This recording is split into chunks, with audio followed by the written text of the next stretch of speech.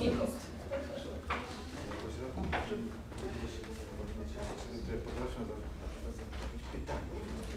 Dałbyś sobie, jakby przyszło co, myślę, że to dzisiaj bardziej.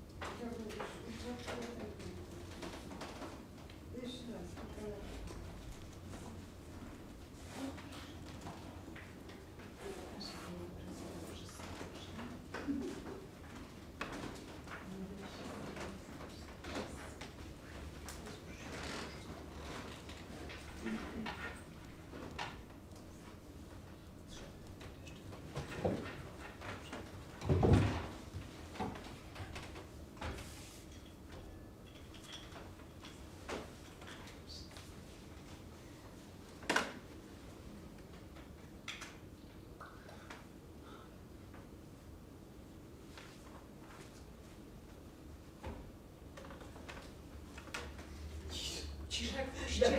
Wolno rozmawiać.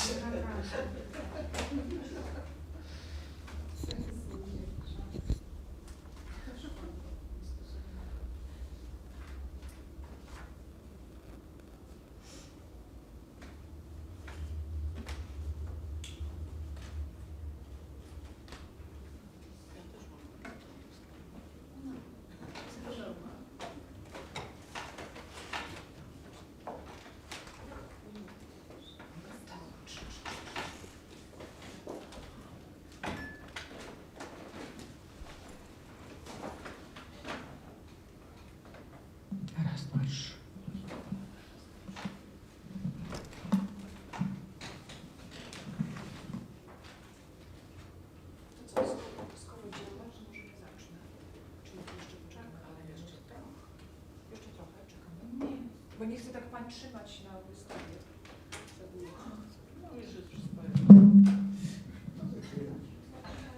Właśnie.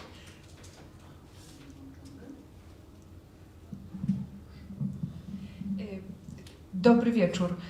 W imieniu Polskiego Pen Klubu witam Państwa bardzo serdecznie na pierwszym kameralnym, jak się okazuje, spotkaniu w cyklu Gościnna Warszawa, literatura białoruska. Polski Pen Klub we współpracy z Pen Klubem Białoruskim postanowił stworzyć cykl spotkań dyskusyjnych poświęconych literaturze języka białoruskiego, literaturze białoruskiej, która powstaje dzisiaj zarówno w Białorusi, jak i poza jej granicami. Warszawa ma zaszczyt gościć Pen Klub Białoruski i wielu białoruskich twórców, którzy mieszkają tutaj w tej chwili i tutaj pracują. Chcielibyśmy bardzo, żeby te spotkania były dla nich okazją do rozmowy i żeby stworzyły takie poczucie, że to miejsce, Dom Literatury, Polski Pen Klub jest również Państwa miejscem, Państwa domem.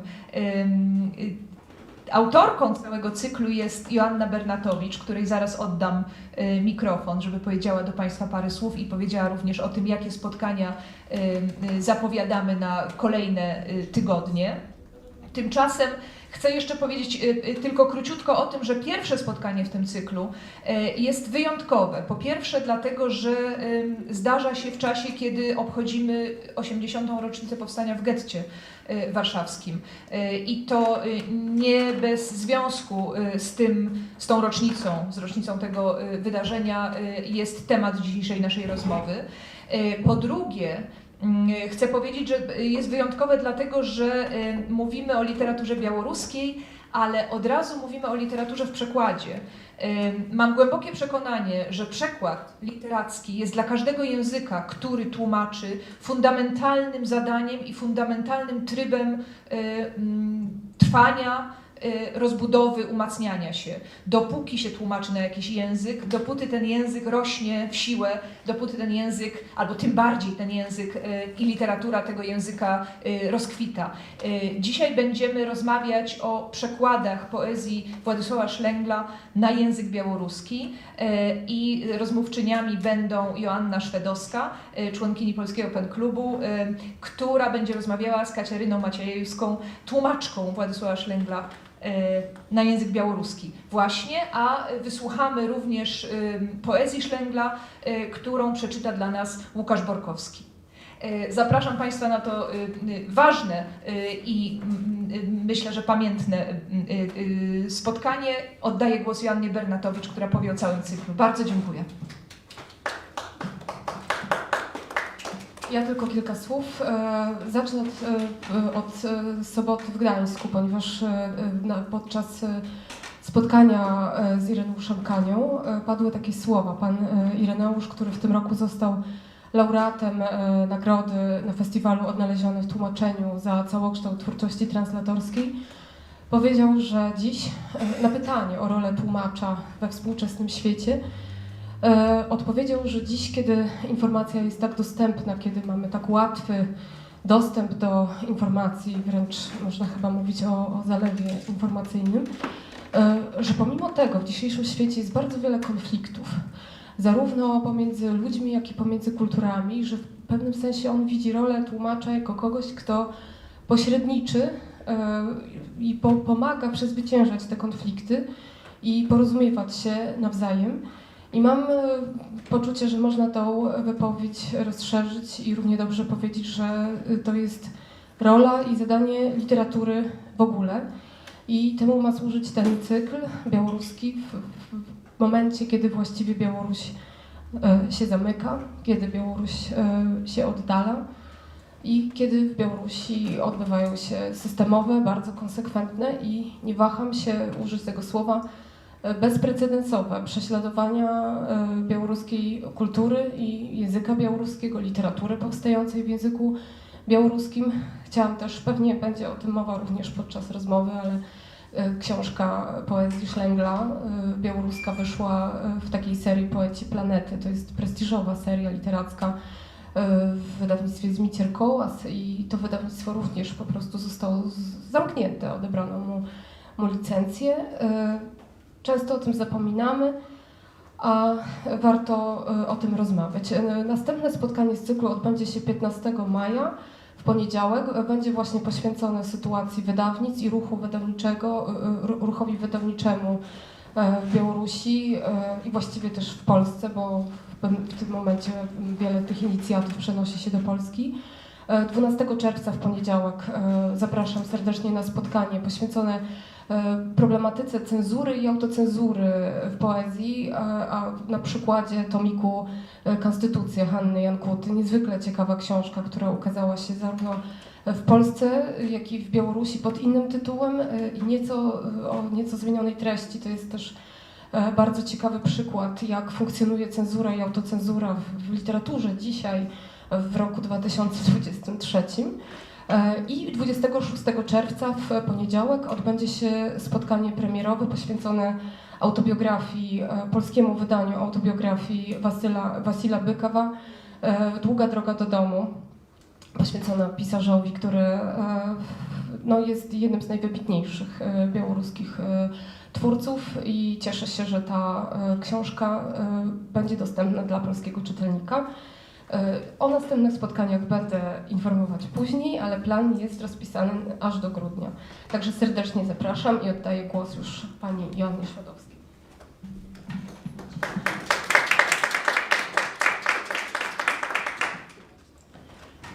Dzień dobry, dzisiaj jest 24 kwietnia. Ta data jest bardzo ważna dla Polskiego Pen Klubu. Dzisiaj mija 8 lat od śmierci Władysława Bartoszewskiego, wspaniałego człowieka Pen Klubu, naszego prezesa. I tak się składa, że rok wcześniej przed Władysławem Bartoszewskim odszedł Tadeusz Różewicz. To wszystko było 24 kwietnia.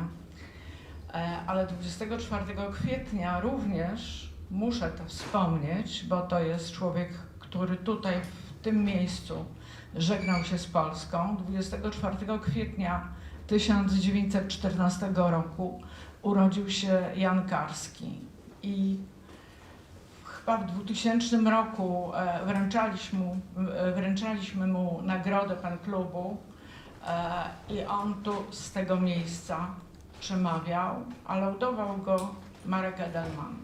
Więc ta sala tego 24 kwietnia naprawdę jest aż gęsta od pamięci.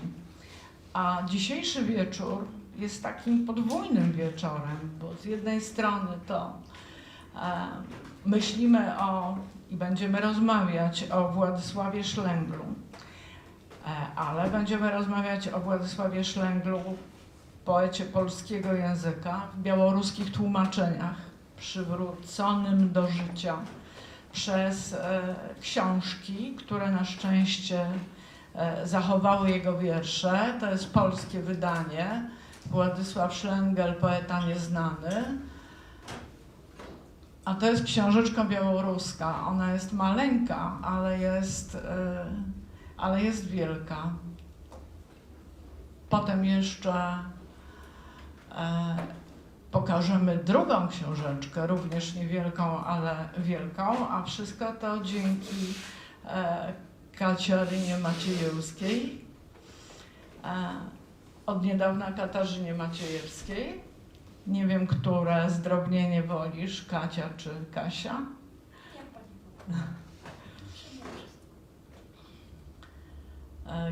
Jak myślałam o Władysławie Szlęglu, uświadomiłam sobie, że strasznie wielu rzeczy o nim nie wiemy. Nie wiemy, kiedy się urodził. Są dwie daty urodzenia, bez daty dziennej. Być może to był rok 1912, a być może był 914. Wtedy byłby taki jak Jan Karski. Nie wiadomo, kim była jego żona. Nie wiadomo nawet, jak miała na imię. Wiadomo, że była z nim do końca. Że mieszkali razem w getcie. Najpierw na ulicy Waliców 14. Ta kamienica jeszcze stoi. A potem na Świętojerskiej 34. W tym samym domu na Świętojerskiej mieszkał Marek Edelman.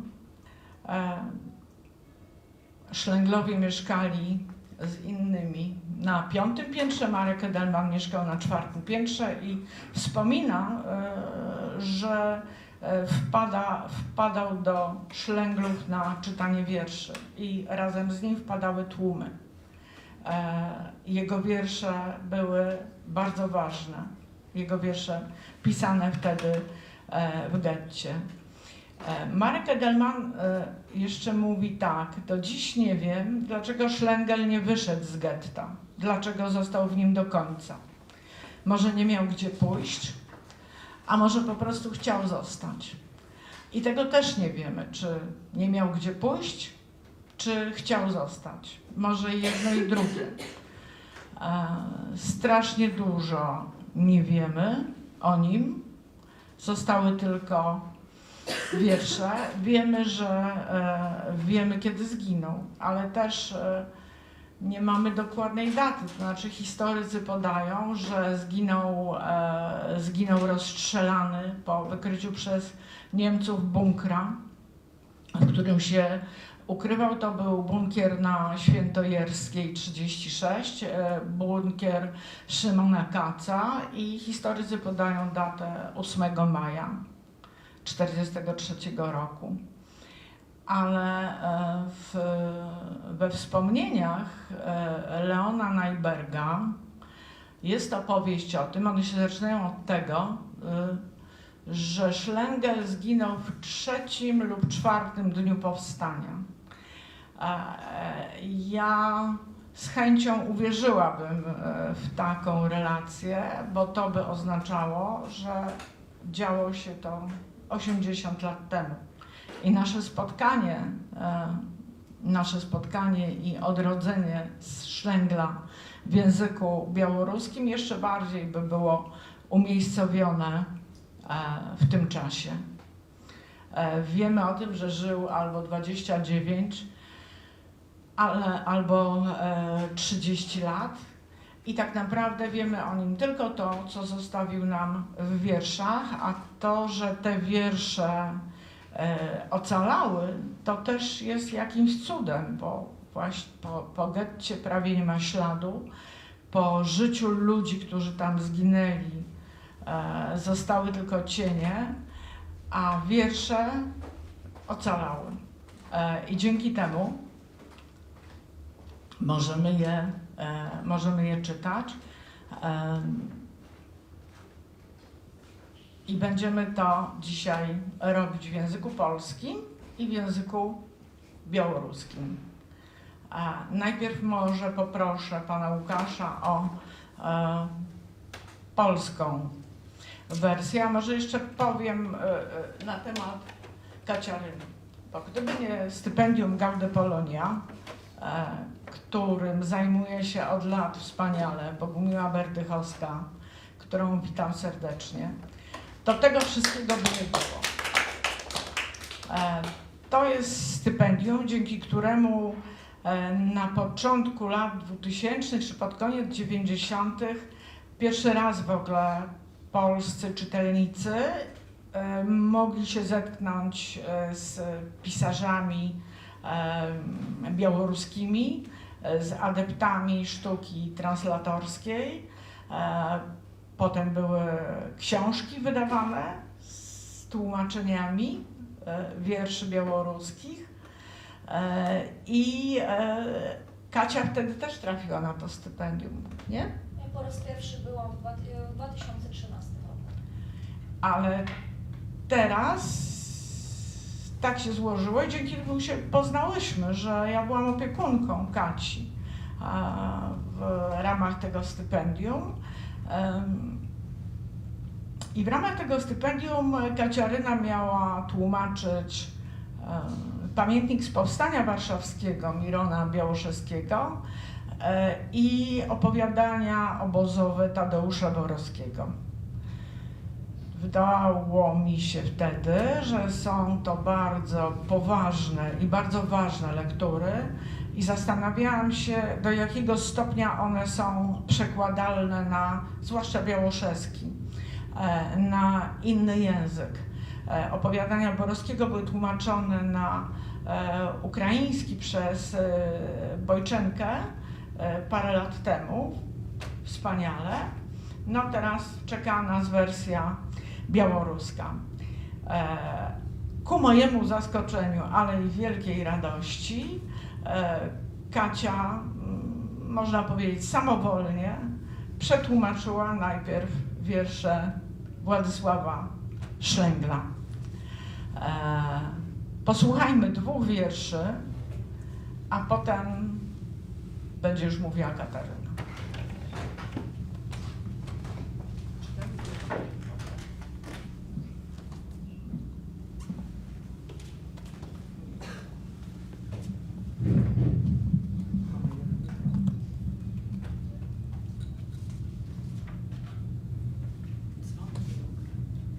Na drzwiach wisiała kartka, czytelna tylko z bliska.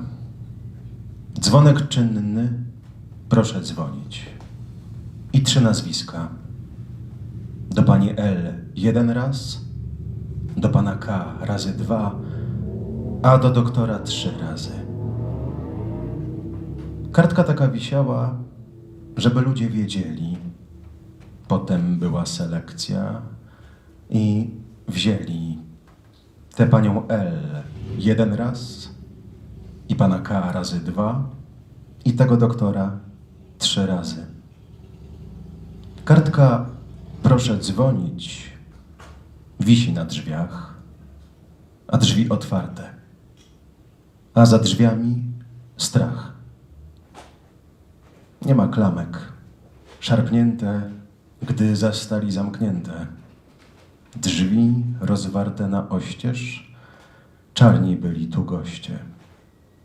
Porzucone w pośpiechu rzeczy w dzikiej pogoni, a na drzwiach wisi kartka z nazwiskami i dzwonić do pani L 1 raz, do pana K razy 2, a do doktora 3 razy. Przyszli nowi, sprzątnęli, klamki nowe wprawili, kartki ze drzwi nie zdjęli, zapomnieli.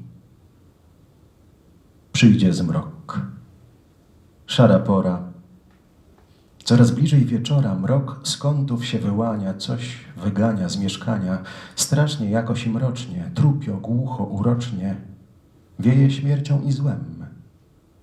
Wiem. Niech zadzwonią za drzwiami, 1 raz, 2 lub 3. Cienie idą ścianami, jakieś widma czy mgły. To jest do mnie, to do mnie. Szepty snują się głuche, tak się cieszą dzwonieniem, wargi martwe i suche. 1 raz, to jest do mnie.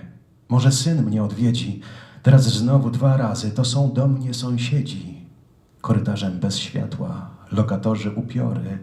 Teraz dzwonią 3 razy, to jest do mnie, to chory. Już milczące szarpanie, tu przy klamce, przy ścianie. Już westchnienie i męka, że bezsilna jest ręka, że tak marą, niełatwo w korytarzu dać światło, drzwi otworzyć, powitać. Ach, to wy, a co słychać? A w dzień spokój. Nikt nie czai się z wnęk. O zmroku lęk. Dzwonek. Idziesz. Zawsze potrącisz coś nogą. Strach.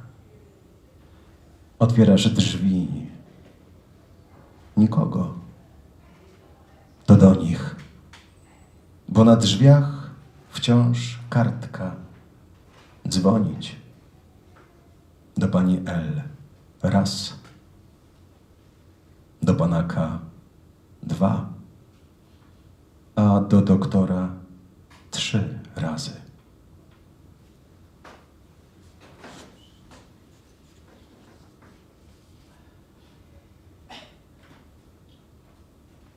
Płyną okręty po bezdrożach, po oceanach i po morzach. Płyną dniami, płyną nocami, płyną okręty z uchodźcami. Jadą i jadą, tu i tam. Pukają do portów i do bram, a świat się zamknął, zaryglował. Więc płyną w nieskończony rejs, bo gdzie pojadą, wszędzie słowa wyryte na bramach. Nie ma miejsc. Płyną okręty poprzez lazury i poprzez odmęty. Okręt jest trumną, nie okrętem. Lazur jest czarnym atramentem. Starczyłoby tego atramentu, aby napisać 1 miliard listów, by odpowiedzi dać nie mniej. 1 miliard listów bez sentymentów. 2 słowa tylko. Nie ma miejsc. Więc pozostają na okrętach, aby się włóczyć po odmętach, ni to korsarze, ni to piraci, ani dziwacy jacyś bogaci, ani herosi, ni włóczykije, ludzie bez jutra, dusze niczyje, ludzie wypluci z ludzkich kniei, ludzie, dla których nie ma miejsc. Kręci się, kręci kula świata, w skarby i cuda tak bogata, słońce ją poświeci. Kwieciem się mai, tyle ma lądów, tyle kraj, nagle stanęła. Czy chce mieć lżej? Proszę wysiadać. Nie ma miejsc. Płyną okręty. Płyną okręty. Płyną okręty z uchodźcami.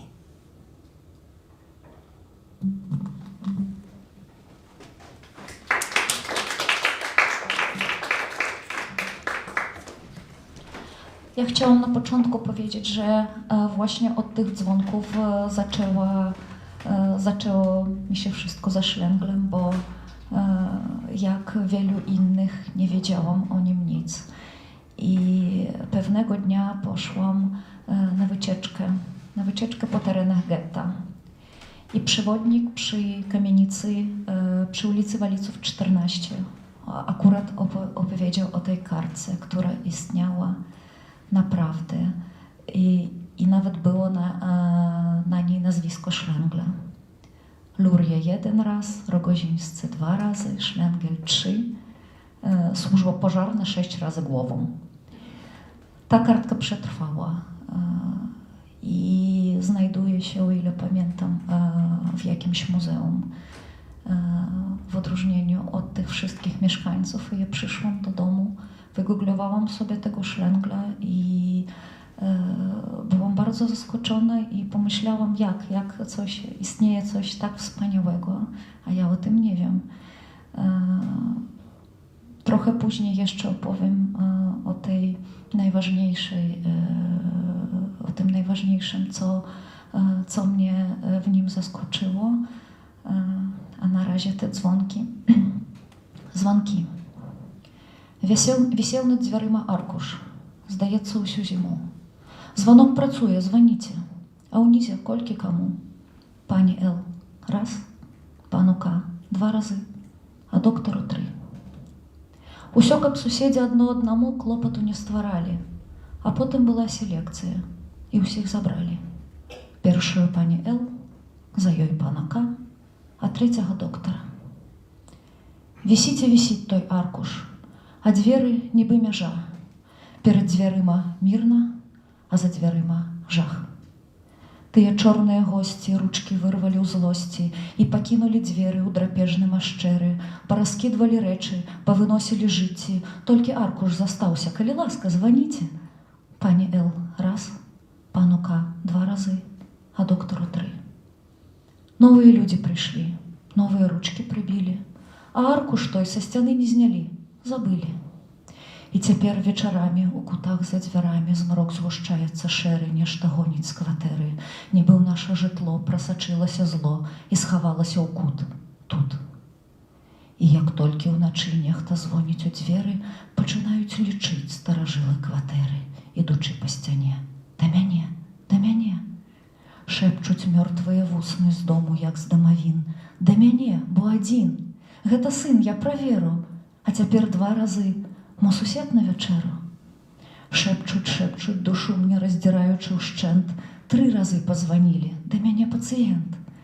Пералічваюць дбайна і скрабуцца адчайна, і ўздыхаюць і выюць, што гасцям не адкрыюць, бо бясплотнай рукою не запаліш святло, памахаўшы суседу, як калісьці было.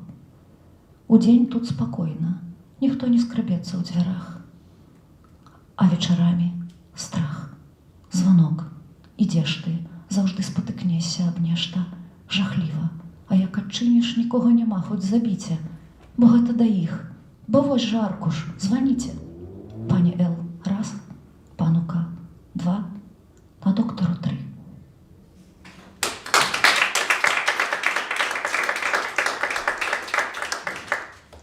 Плывуць караблі. Плывуць караблі, плывуць караблі, плывуць далей і далей ад зямлі. Днямі плывуць, начамі, судны з уцекачамі. Плывуць і плывуць. Тут і там яны падыходзяць да брам, а свет замкнуўся старанна. Не стукай, усё дарма. Дзе не плывеш, на брамах надпіс. Месцаў няма. Плывуць караблі, плывуць караблі. Ужо і нябесную сінь праплылі, і стаў карабель магілай. А сінь найчарнейшым чарнілам, якога б злішкам хапіла, каб напісаць адразу мільярд лістоў і адказаў, што ваш карабель турма, а месцаў у нас няма. Плывуць караблі, на караблях не плывуць каралі, няма сярод іх піратаў, няма дзівакоў багатых. Затое ўсе, каго не вазьмі, тут людзі адрынутыя людзьмі. Прzepraszam.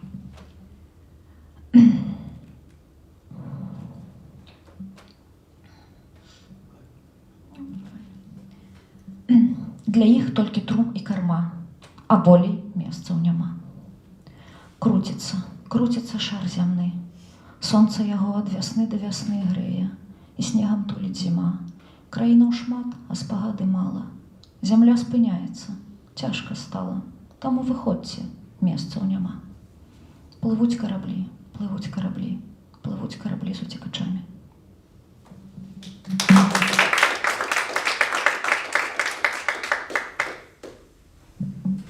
Niesamowicie brzmią te wiersze w języku białoruskim, tak mi się wydaje. Ten wiersz Okręty jest przerażająco aktualny i dlatego chciałam, żeby został dzisiaj przeczytany. Dalej są uchodźcy, których nikt nie chce przyjąć. I dalej toczą się okropne wojny i nic się nie zmienia.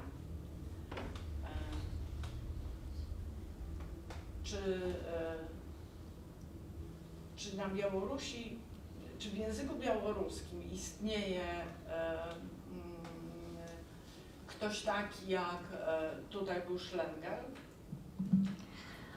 Spoiler nie. A teraz trochę szczegółów. Jak przeczytałam jego teksty, byłam bardzo zaskoczona najpierw tym, że ten poeta nie ma w sobie odrobiny fałszu, że te teksty są czyste, a to się zdarza nie tak często, jak wydaje się na pierwszy rzut oka. A po drugie, zaskoczyło mnie to, że mając tak krótki dystans do wszystkich tych okropieństw, co z nim się działy, on potrafił napisać takie teksty, bo z reguły jest tak niestety, że teksty napisane ślad w ślad po tych wydarzeniach nie mają wartości literackiej, niestety. I Szlengel pod tym względem jest unikalny. To po pierwsze. Po drugie, miał niezwykłe, lekkie pióro, że tak powiem. Był autorem tekstów kabaretowych, był konferencjerem i nie sprawiało dla niego żadnego problemu napisać cokolwiek. W ogóle po prostu wydaje mi się, że teksty z niego wychodziły bardzo łatwo, że nie męczył się przy tych arkuszach dniami i nocami. I wierszy o okropnych wydarzeniach też jest napisane lekkim piórem. I to jest niesamowite. I właśnie pod tym względem, pod względem języka i lekkiego pióra na Białorusi nie mogło pojawić się takiego poety, bo od wielu, wielu lat białoruscy pisarze musieli uczyć się języka białoruskiego. W moim pokoleniu to już w ogóle wszyscy mamy ten język wyuczony. Ja sama przestawiłam się na język białoruski dopiero gdy miałam 17 lat. I właśnie dlatego, że białoruscy pisarze z wielkim trudem czasem przestawiali się na język białoruski, nie mogli mieć lekkiego pióra w tym języku.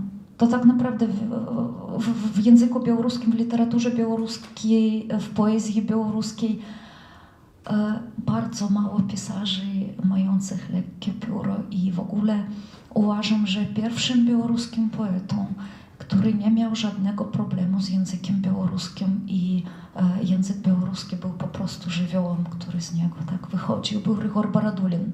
Ryhor Baradulin był urodzony w 1935 roku, czyli był dzieckiem wojny, ale nie miał tych doświadczeń jako człowiek dorosły. No i w ogóle w swojej twórczości rzadko poruszał te tematy. Oczywiście wspomnienia o wojnie, refleksja wojny to było, ale ponieważ przeżył to jako dziecko, to nie mógł patrzeć z takiej perspektywy już człowieka dorosłego, jak patrzył Szlengel. A dalej oczywiście już mieliśmy łatwiej z tym językiem i pojawiali się u nas poeci takiego typu, ale to był już inny czas i dlatego szlęgiel przełożony na język białoruski, mam nadzieję, że mi się udało, jest zjawiskiem unikalnym w języku białoruskim dla literatury białoruskiej, no dlatego, że teksty przetłumaczone są już zjawiskiem literatury przekładu. Ale jak Cię znam, to nie tylko te teksty wojenne Szlęgla Cię uwiodły, bo wiem, że strasznie lubisz Wiecha i on jest dla Ciebie mistrzem polszczyzny. A tak naprawdę niektóre teksty Szlęgla są nieodróżnialne prawie od języka Wiecha i jego piosenki.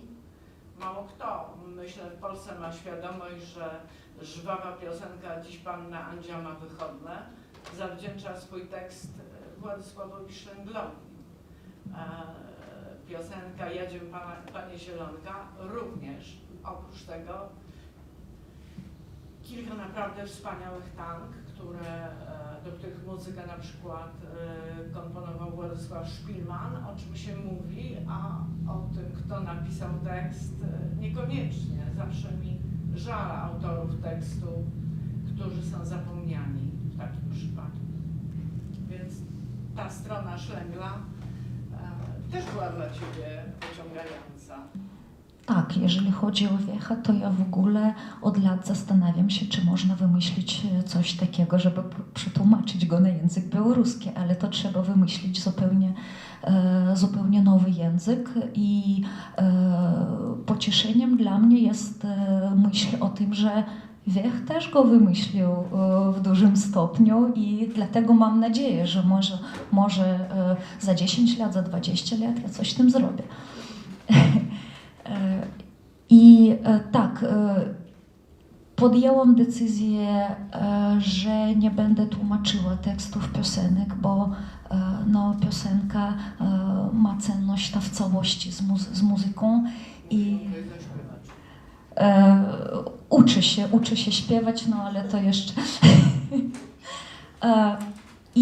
A ponieważ książka jest malutka, to no, jakoś nie udało się, ale tak, ja podziwiam, jeszcze raz to powtórzę, ja podziwiam poetów z lekkim piórem. Po prostu, że umiejętność lekko pisać teksty zawsze mnie podziwiała i pod tym względem ja po prostu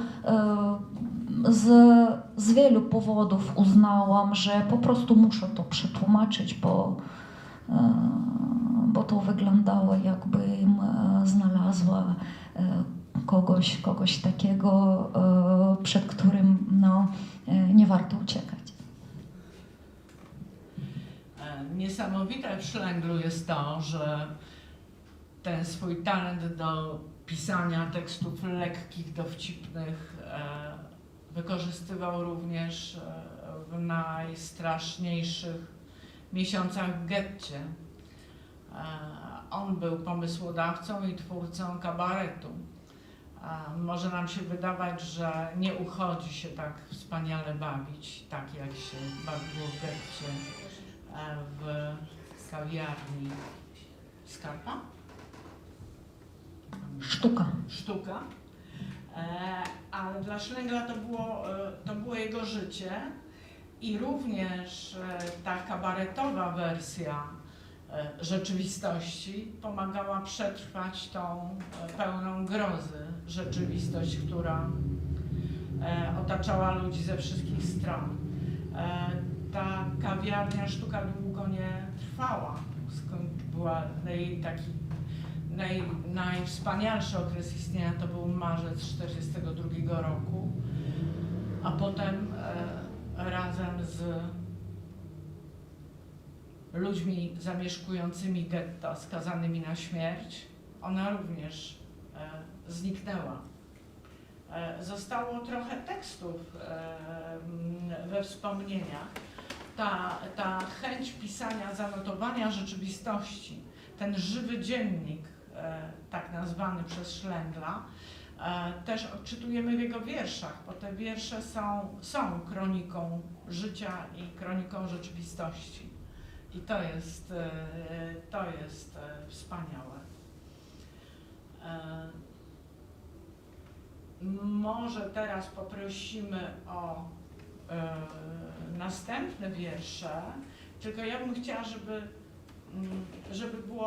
żeby najpierw był wiersz po polsku, potem po białorusku, a nie dwa naraz, bo żeby te wiersze wybrzmiały i zaistniały w dwóch językach.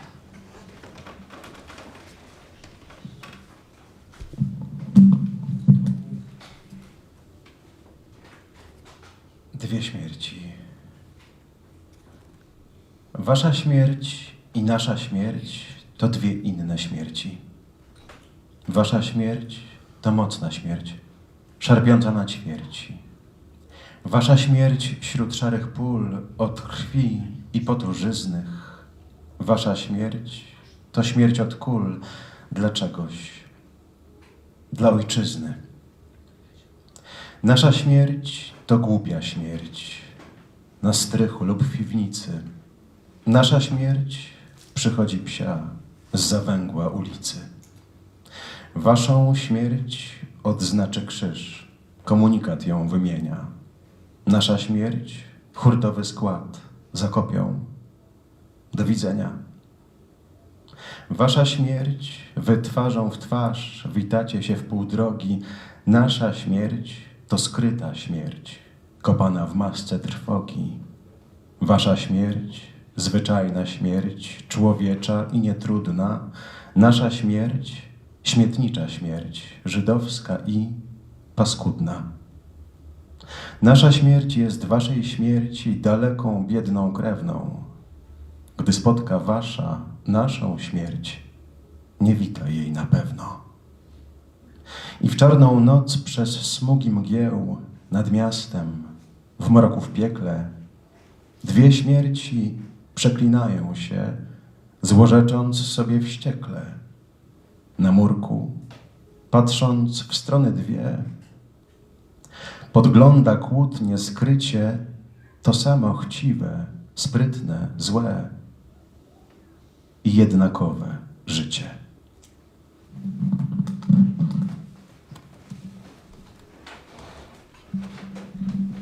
Две смерти. Ваша смерть и наша смерть — розные две смерти. Ваша смерть, как души всем на шматки раздерти. Ваша смерть от куль и ран, смерть не без причины. Ваша смерть не просто так, может для айчины. Наша смерть — дурная смерть на любым порогу и приходит с-под тяжка стрелами с-за рога. Ваша смерть по честный крыш, з водки з поля бою. Наша смерть — оптовый склад, сдох и чорт с тобою. Ваша смерть, як у цароў, гучная і бачная. Наша смерть, як у жудоў, ціхая, сабачая. Ваша смерть звычайная, у ложку на дасвеці. Наша смерть адчайная, у паршывым смецці. Вашай смерці наша смерть, бедная сваячка, адварочваецца ваша, калі нашу бачыць. І скрозь начную каламуць, у грамавых раскатах яны адна адну клянуць аднолькава зацята. Употай з гарадской сцяны, няўтольнае і злое, глядзіць, як сварацца яны, жыццё, адно і тое ж.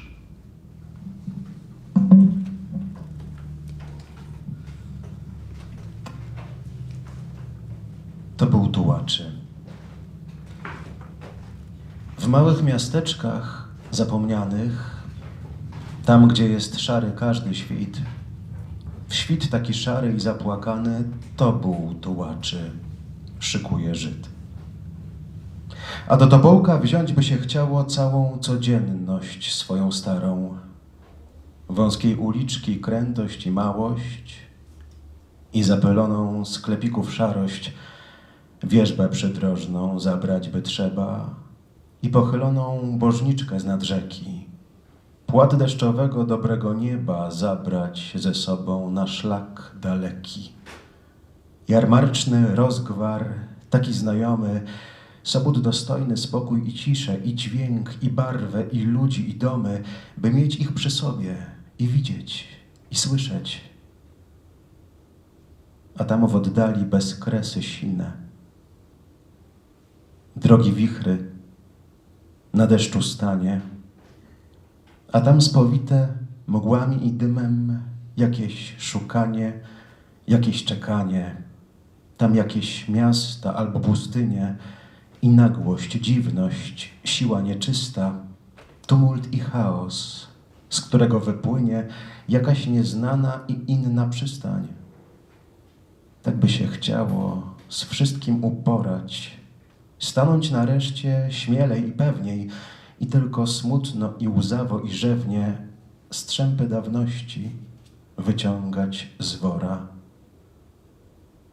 Płat deszczowego nieba, głosów znajomych rozgwar, wierzby znajomej białość, uliczek krętość i małość, szarość zasnutą łzami, co nigdy, nigdy już nie schną.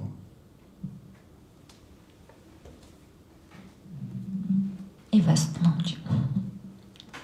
Торба туляе. Недзе ў маленькім забытым мястэчку, дзе нават сонца грэе слабей, у хатцы пахілай ля самай рэчкі торбу туляе збірае габрэй. Як бы жа змясціць у торбе старэчай усе нажытыя дні і рэчы, хітрую звілістасць вулкі маленькай, пыльную шэрасць крамкі старенькай, хоць бы галінку вярбы ля дарогі, хоць бы цаглінку святой сінагогі, роднага неба кавалак дажджлівы, родны габрэйскі кірмаш гаманлівы, цішу святую спакойных суботаў, гукі і фарбы і смех дзіцячы, сабраць і панесці з сабой, каб потым мець пры сабе іх і чуць і бачыць. А за дарогай, за краем свету, бясконцасць далі ў густым тумане, дажджы, віхуры, зіма і лета, і зноў шуканне, і зноў чаканне. Там ёсць лясы, гарады, пустыні, чужое сонца, чужы світанак, і дзесьці там нас, магчыма, прыме якісьці новы, чужы прыстанак. Як я хацеў бы пажыць іначай, нарэшце выпрастаць спіну горда і прыпыніцца, і з горкім плачам жыцця абрыўкі выцягваць з торбы. Добрага неба кавалак, родны кірмаш гаманлівы, вулачкі вузкай брамкі, шэрасць маленькай крамкі, час заліты слязамі, якія не сохнуць ніколі, не болей.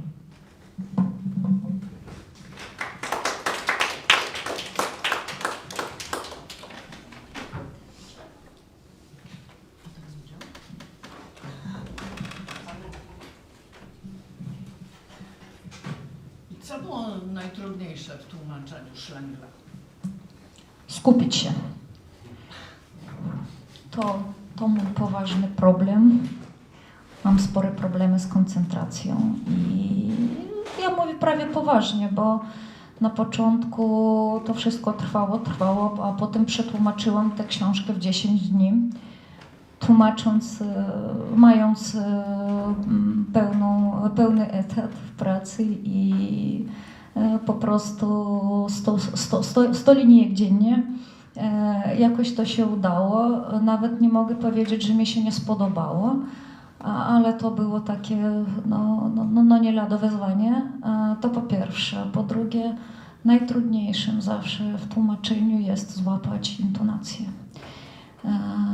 Przecież intonację tłumaczymy najpierw i przecież ona pierwsza, gubi się w przekładzie jako pierwsza i wychodzi z tego w tłumaczeniu taki tekst, który sprawia wrażenie, że był już kiedyś wcześniej napisany, przeczytany przez... Ale tego być nie powinno. Każdy poeta, zarówno w oryginale, jak w przekładzie. Musi mieć własny głos. I o to warto się postarać. Ale jak już rozumiem, że to jest tak, że musisz wysiedzieć przekład, tak? I potem te wiersze tłumaczone tak spłynęły w ciągu tych 10 dni bez żadnych. Już usłyszałaś ten rytm, ten dźwięk poety? Mam nadzieję, ale nie ja o tym. Słyszeli Państwo ten rytm w przekładzie białoruskim, rytm wiersza czytanego po polsku. Dla mnie te wiersze mają głos poety po białorusku. Tak, oczywiście, no, złapać rytm i tak dalej, ale dźwięk, oddech, jak mówi mój mistrz Adam Pomorski, tak, to jest najtrudniejsze i tłumacząc słowo po słowie, to po prostu, to przepis na porażkę. I ja tak naprawdę nie mam sformułowanych zasad, jak to się robi, bo szczerze się przyznam do tego, że ja mam no, taką no, złe wykształcenie filologiczne, bo ja uczyłam się po korytarzach tam i ale różni ludzie, których opinię ufam, mówili, że mam jakieś tam ucho. Czasem do tego przytaczał się epitet cholerny. I ja po prostu, ja staram się słuchać, ja bardzo lubię słuchać i myślę, że dla tłumacza to jest niezbędna cecha. Bardzo lubię nasłuchiwać tego głosu i mam nadzieję, że udaje mi się jakoś oddać to w przykładzie. Te wiersze ukazały się już w Mińsku, tak? Tak, przy końcu zeszłego roku. A czy masz jakieś relacje, jak one są odbierane, kto je czyta, co one, bo tak sobie myślałam, w Polsce Szlęgla się zwykle przypomina przy okazji rocznicy powstania w getcie warszawskim. Tak na co dzień w moim odczuciu jest poetą zapomnianym. A szkoda, bo jego wiersze są dojmująco aktualne, dlatego że mówią o tym, co człowiek przeżywa w obliczu tragedii, bądź w obliczu bardzo zabawnych historii, które mu się przydarzają w życiu. Mam tu na myśli wiersze Szlęgla przedwojenne. Poezja, dobra poezja zawsze jest aktualna, ale zastanawiałam się, jak Szlęgel jest teraz czytany w Mińsku, jak teraz jest czytany w Białorusi. Wiesz coś o tym? Jak na poetę kompletnie nieznanego czyta się bardzo dobrze. Oczywiście mamy pewne aspekty no, naszej białoruskiej rzeczywistości, kiedy większość społeczeństwa mówi językiem rosyjskim. Bardzo mała część społeczeństwa czyta książki w języku białoruskim. Jeszcze mniejsza część społeczeństwa czyta poezję.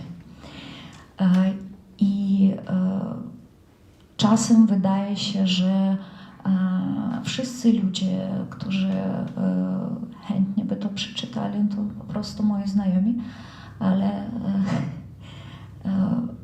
powtórzę, jak na poetę zupełnie nieznanego, ma się bardzo dobrze w przekładach białoruskich, bo słyszałam relacje, że o zaskoczeniu, o tym, że o zdumieniu z tego powodu, że ten poeta jest nieznany, ale ten poeta niestety tak ma. Nawet ta książka, która się ukazała w 2013 roku, ma podtytuł Poeta nieznany.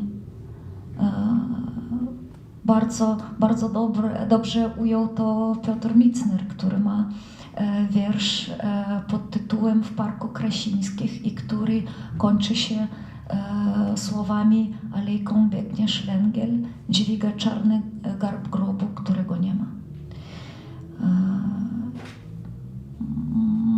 Myślę, że musimy jeszcze trochę poczekać, może, bo na Białorusi tak jest, że czasem niektóre książki docierają do odbiorcy po wielu latach. Nie mam nic przeciwko temu. Kto chce, ten czyta. A powiedz o tym, kto wydaje teraz poezję na Białorusi? W dodatku jeszcze poezję polską zapomnianego poety w przekładzie. Co to jest za niesamowite zjawisko? Tutaj leży drugi egzemplarz tego zjawiska na koniec. Od niego się wszystko zaczęło tak naprawdę, ale Tak. kto to wydał, jak, To- cóż to za cudo? To naprawdę jest zjawiskiem niesamowitym i w pewnym sensie cudem, bo może około 5 lat temu dwaj wspaniałych tłumaczy białoruskich, Zmicier Kolas i Lewon Barszczewski, wymyślili taką serię poetycką pod tytułem Poeci planety. Cele były bardzo ambitne i powiem, że to przekroczyło. To, co się stało, przekroczyło nawet te ambitne cele, bo ja widziałam ten pierwotny plan i tam było mniej książek niż już się wyszło, niż już się okazało, było 75. Teraz mamy 103. I to było wydawnictwo Zmicier Kołas. Było jedynym wydawnictwem, gdzie można było drukować poezję tłumaczoną. Jedynym wydawnictwem na Białorusi. I to w języku białoruskim. Niestety właśnie teraz Zmicier Kołas zamyka wydawnictwo, oczywiście nie z własnej woli. Pod pewnym względem to jest, może to bluźnierczo teraz zabrzmi, ale pod pewnym względem to jest na plus, bo Zmicier Kołas jest wspaniałym tłumaczem z języka francuskiego. I wiecznie się odgraża, że jak zamknie wydawnictwo, to zacznie tłumaczyć. On ma plany przetłumaczyć pieśń o Rolandzie z języka starofrancuskiego i kiedyś, dawno już zaczął tłumaczyć François Rabelais. I ja mam nadzieję, że to dobiegnie końca. Pod tym względem mam wielkie nadzieje, ale niestety w tym momencie na Białorusi nie zostało żadnego wydawnictwa, gdzie może ukazywać się poezja tłumaczona. A ta seria jest naprawdę niesamowita. Wielu języków, wielu poetów i wielu tłumaczy, którzy w końcu potrzebują tego, żeby owoc, że tak powiem, ich trudu gdzieś się ukazał. I to była wspaniała możliwość. Szczerze powiem, nikt nie wierzył w to, że to posunie się tak daleko. Ale to posunęło i to jest wspaniale. Wspaniale, że było. Posłuchajmy teraz jeszcze 2 wierszy. Okno, bardzo proszę o wiersz Okno na tamtą stronę. Bardzo proszę. A potem już czas, ale najpierw wersja białoruska. Mam okno na tamtą stronę. Bezczelne żydowskie okno. Na piękny park Krasińskiego, gdzie liście jesienne mokną.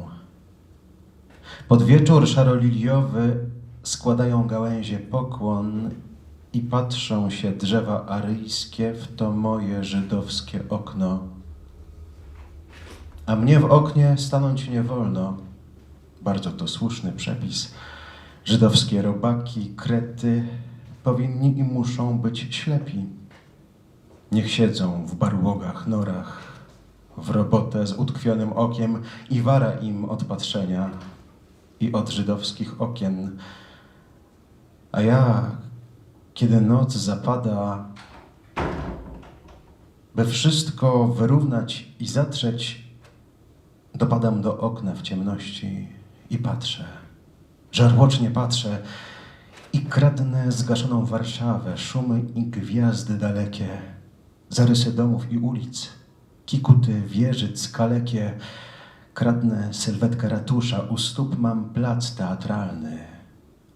Pozwala księżyc, wachtmeister, na szmugiel sentymentalny. Wbijają się oczy żarłocznie, jak ostrza w pierś noce utkwione, w warszawski wieczór milczący, w miasto me zaciemnione. A kiedy mam dosyć zapasu na jutro, a może i więcej, żegnam milczące miasto. Magicznie podnoszę ręce, zamykam oczy i szepcę: Warszawo, odezwij się, czekam. Wnet fortepiany w mieście podnoszą milczące wieka, podnoszą się same na rozkaz, ciężkie, smutne, zmęczone, i płynie ze 100 fortepianów w noc chopinowski polones. Wzywają mnie klawikordy, w męką nabrzmiałej ciszy płyną nad miastem akordy spod trupio białych klawiszy. Koniec. Opuszczam ręce. Wraca do pudeł polones. Wracam i myślę, że źle jest mieć okno na tamtą stronę.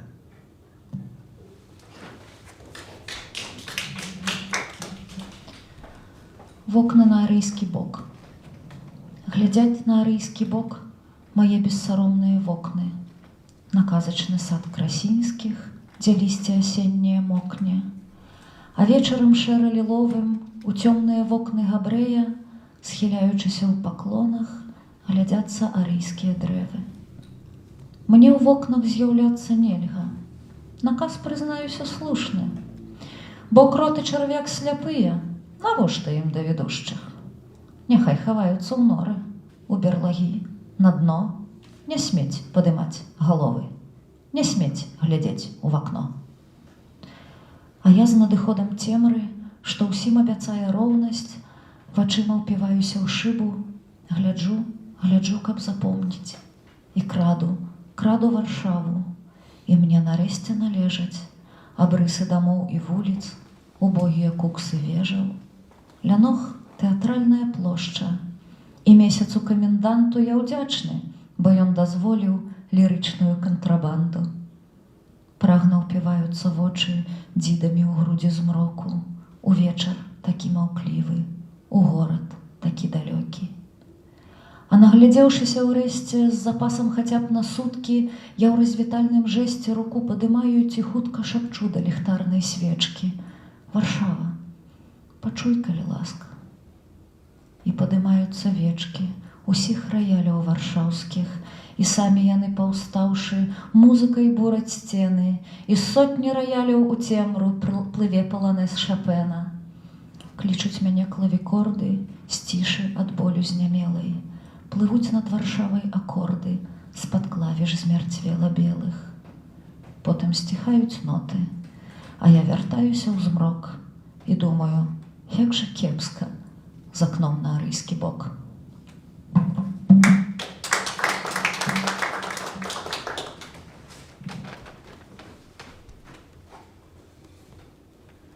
Już czas. Czas. Długo nas dniem obrachunku straszył.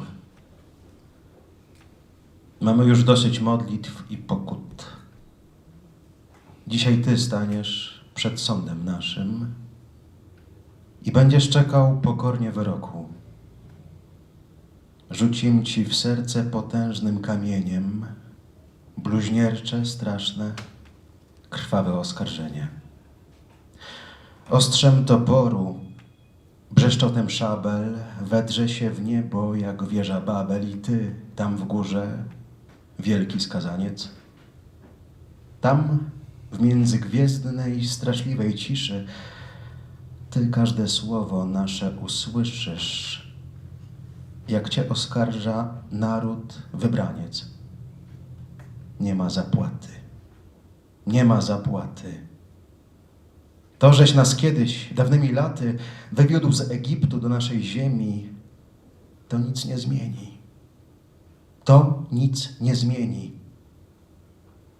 Teraz ci tego już nie przebaczym, żeś ty nas wydał w ręce siepaczy, za to, że w czasie tysiącleci byliśmy tobie jak wierne dzieci. Z twoimi imieniem każdy z nas konał w cyrkach Cezarów, w cyrku Nerona, na krzyżach Rzymian, stosach Hiszpanii, bici i lżeni, poniewierani.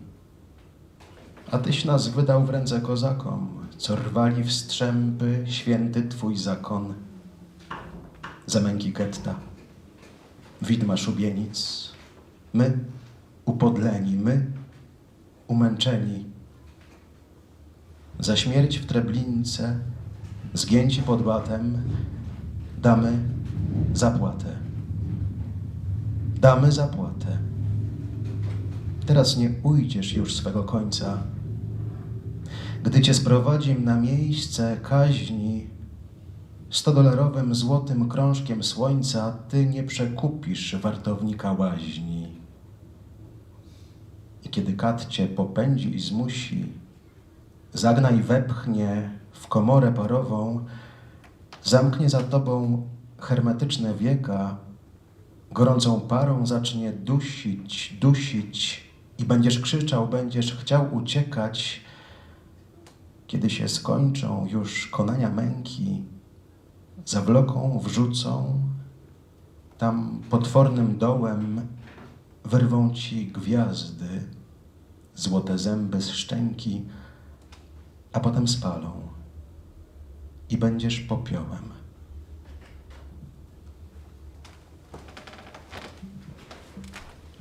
To jest jeden z późniejszych wierszy Szlengla i jak się czyta jego teksty w szyku chronologicznym, to widać, jak on przechodzi od rozpaczy do gniewu. I jego, parę jego ostatnich wierszy to właśnie takie bogoburcze, powiedziałabym. Прийшов твой час. Ты долго страшным судом нас страшил, а сёння будешь на нашем суде чакать покорно выроку нашего. Досыть молитваў, досыть надей. Абвінавачэнне страшным будзе, з верных блюзнерамі стануць суддзі, нашы праклёны неба разрэжуць, дом твой пратнуць вавілонскай вежай, і ў страшнай цішы між зор агністых пачуеш ты, вялікі смяротнік, як выкрывае твае злачынствы табой абраны народ-гаротнік. Тое, што мы паміраем з плачам, больш не прабачым, больш не прабачым. Тое, што ты нас вывеў з пустэльні, не выкупленне, не выкупленне. Чакай адплаты за тое, што кінуў ты ў рукі катаў сваіх дзяцей. Вякамі, вякамі былі з табой мы, ты быў не з намі. Мы паміралі з табою ў сэрцы, у цырку Нерона жахлівай смерцю, іспанскае вогнішча, рымскі крыж. Гэта нам шчодры дарунак звыш. Будзе табою той благословёны, хто ўпарта плюе на твае законы? За газ, Трэблінку, пакуты гета, за тое, што дапусціў ты гэта. За нашы смерці, за кроў, за косці, за ўсё адпомсцім, за ўсё адпомсцім. Вып'еш ты нашу чашу да донца, судная брама за спінай бразне, бо стадаляравым колцам сонца не падкупіць вартавога лазні. І кат загоніць цябе ў парыльню. Як мы, ты пойдзеш на смерць пакорна, адсюль не вырваться. Душны газ засцеле вочы, запоўніць горла і закрычыш ты апошні раз. Калі ж развеецца ўся гаркота, у яр цябе звалакуць у потайкі, і залачоныя зоркі з рота вырвуць і спаляць цябе да попелу.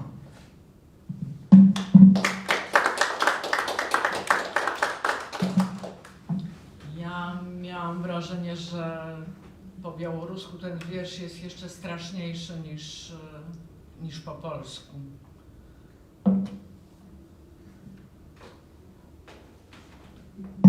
A jak teraz, lata temu rozmawiałam z Andrzejem Hadanowiczem o tym, jak wygląda życie literackie na Białorusi. I co powiedział? No, lata temu wyglądało bardzo intensywnie. Na spotkaniach poetyckich były tłumy, było wspaniale. On sam w ogóle jest takim showmanem, to jak on recytuje wiersze, kto raz to widział, to nigdy tego nie zapomni. Uwielbia te tłumy, które za nim pędzą. I to wszystko było piękne, tak?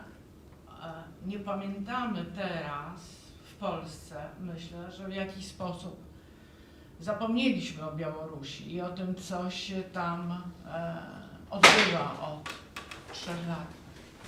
Jak żyją ludzie, jak nie żyją ludzie na wolności. Nie mamy świadomości, jakie tysiące siedzą w więzieniach z powodów politycznych.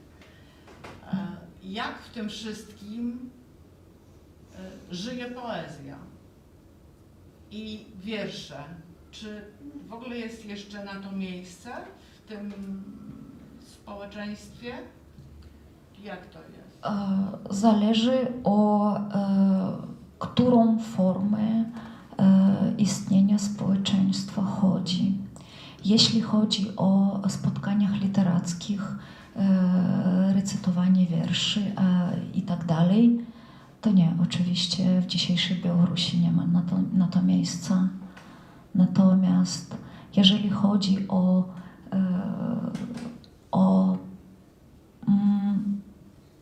odbiór kultury białoruskiej, o konsumowanie, że tak powiem, kultury białoruskiej, to ku mojemu zaskoczeniu to wszystko ma się lepiej niż było.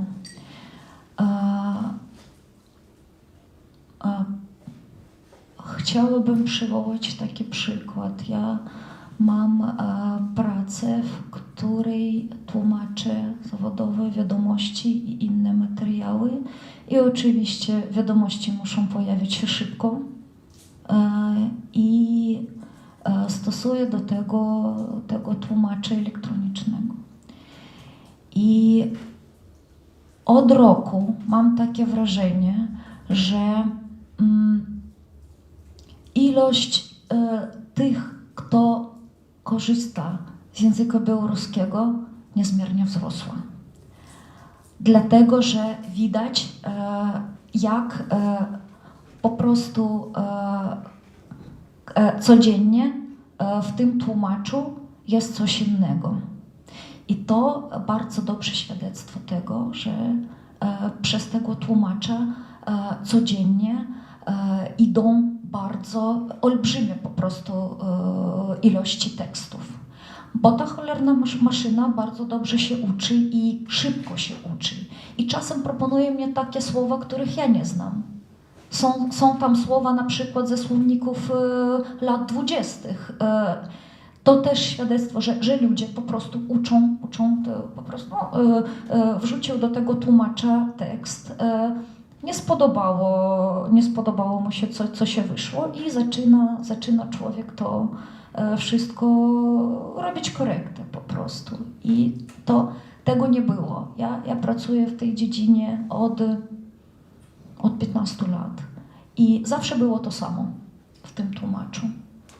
A od roku jest coś innego i to było dla mnie dużym zaskoczeniem, bo szczerze powiem, ja nie wiedziałam, nie myślałam, że dożyję do takich czasów, kiedy tak wzrośnie ilość odbiorców języka białoruskiego. Ludzie naprawdę zaczęli czytać, zaczęli kupować książki białoruskie, a nawet poezję zaczęli czytać. No i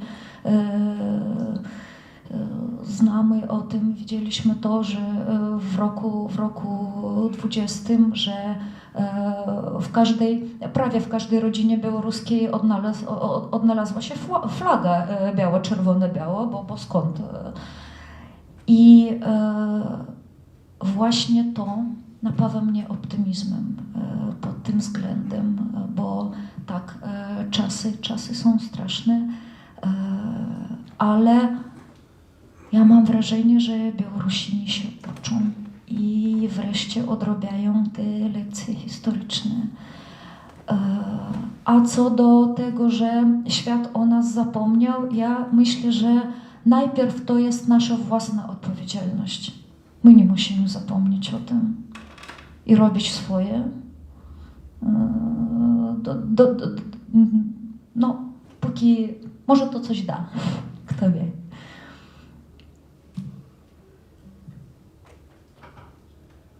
Słyszałam też, że w tym roku oprócz tego tomiku ukazały się wiersze Baczyńskiego. Czy one też w tej serii się ukazały? Tak, ukazały się w tej serii tylko w roku 21. Tak, ale też przy końcu roku, bo ja zawsze jak pan Kołas do mnie pisze i mówi: Kasiu, kupiłem papier kupiłem, no wszystko jest gotowe, no wszystko, gdzie są teksty? I tak wychodzi, że to wszystko się ukazuje pod koniec roku. Tak, Baczyński też i z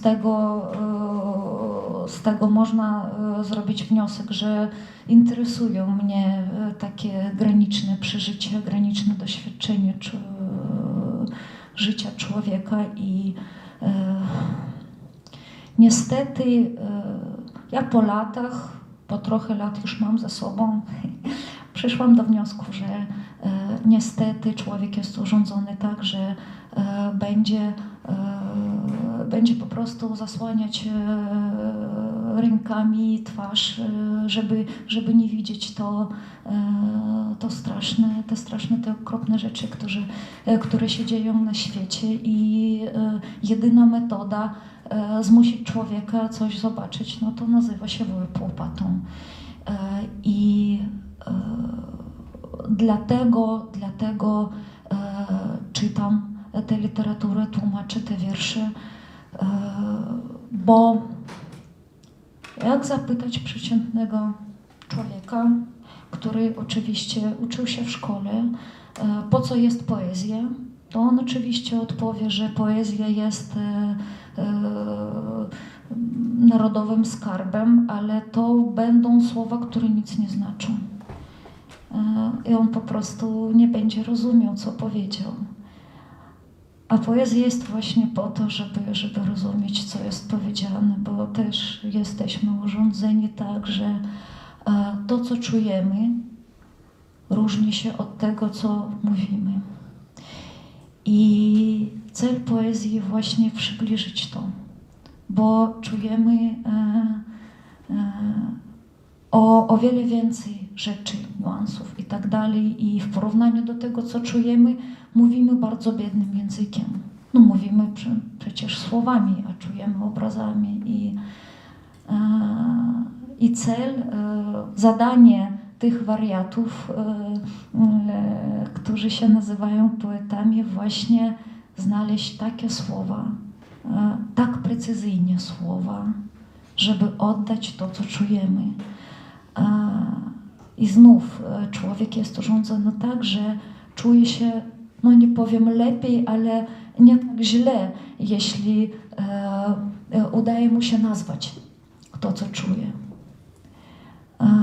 To ułatwia poruszanie do przodu i to jest, i to widać, bo ja pamiętam świadectwo, czytałam gdzieś o świadectwie Emanuela Ringenbluma o tym, że w getcie pisali wszyscy.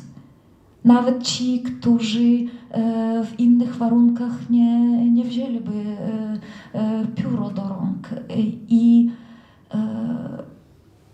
dzisiaj pytanie, po co jest poezja, ku mojej radości wybrzmiewa rzadziej niż wcześniej. Ludzie zaczynają rozumieć, że to takie szybkie reagowanie na to, co z nami się dzieje. I tylko trzeba się postarać o to, żeby to były właściwe słowa, żeby naprawdę coś znaczyły, że nie musimy mówić jakimiś sztampami albo klisze, a musimy mówić tymi właściwymi słowami, którymi przemawia do nas poezja. I gdyby oczywiście nie chodzi o tym, żeby mówić rymami, ale o to, żeby mówić właściwymi słowami, chodzi jak najbardziej. A wszystko tak naprawdę zaczęło się i wcale się nie kończy od tego poety. Bolesław Leśmian, przetłumaczony przez Kacię na białoruski. I innych tłumaczy. To jest taka praca zbiorowa, ale ja pracuję nad indywidualnym. Ja usłyszałam w jej przekładzie dziewczynę.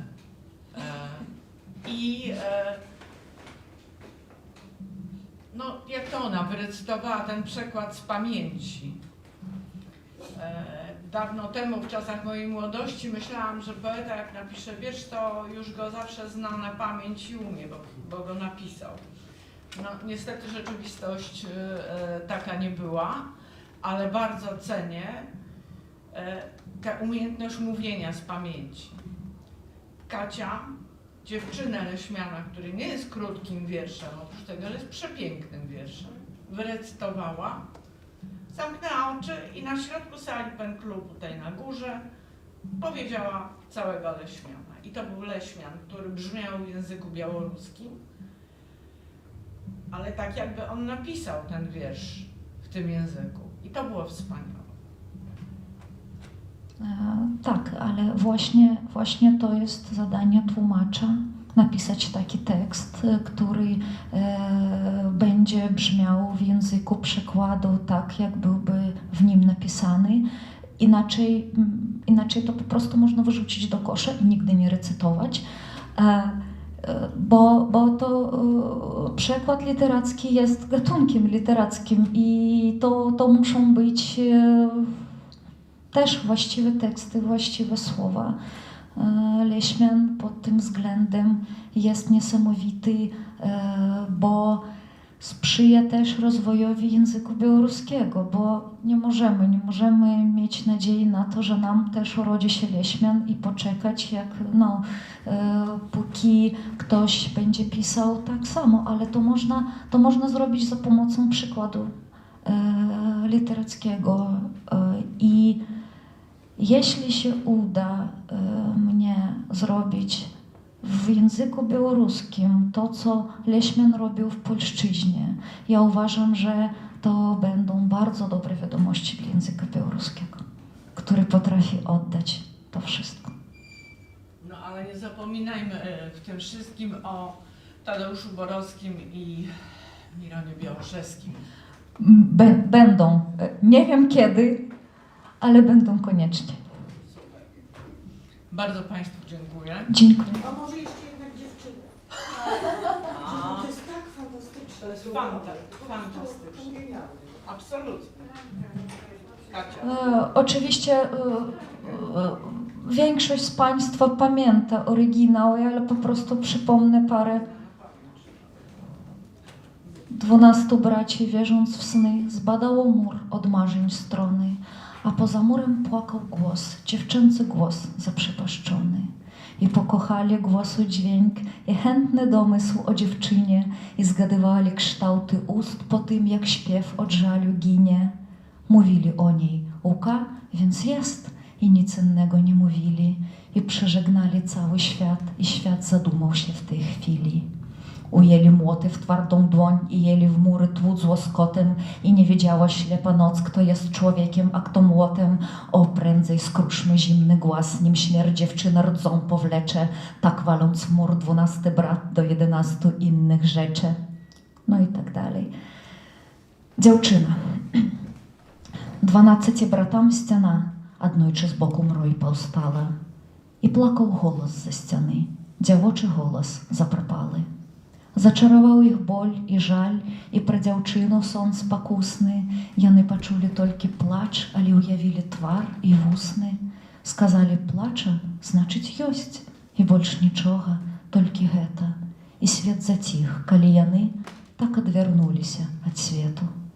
Схапілі молаты браты і люта білі ў мур высозны, і тою ноччу молат быў ад чалавека неадрозны.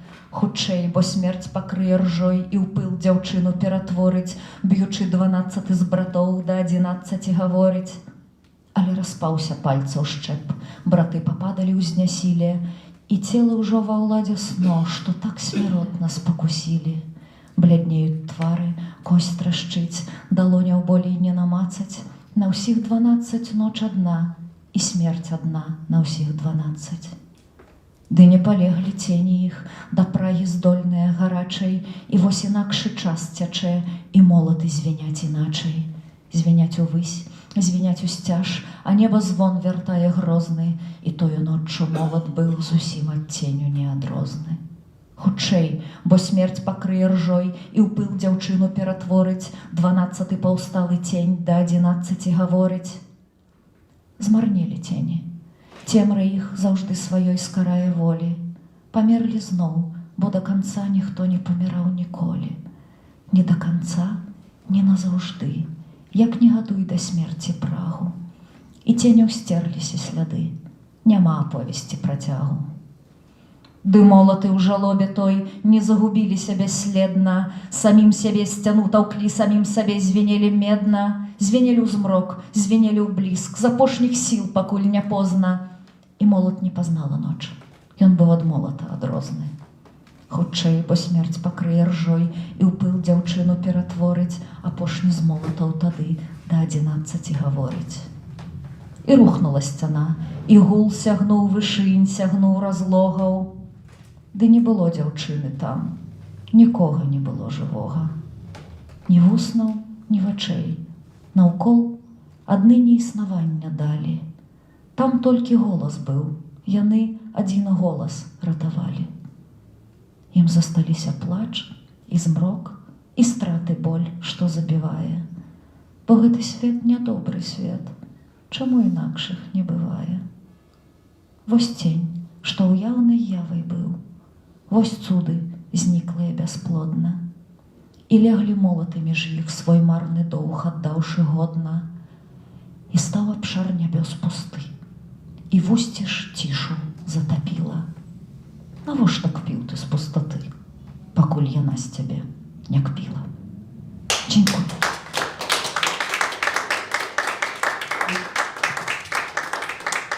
Bardzo Państwu dziękuję. Jest dla mnie to bardzo cenne, że przyszli. Dziękujemy bardzo w imieniu wszystkich. Bardzo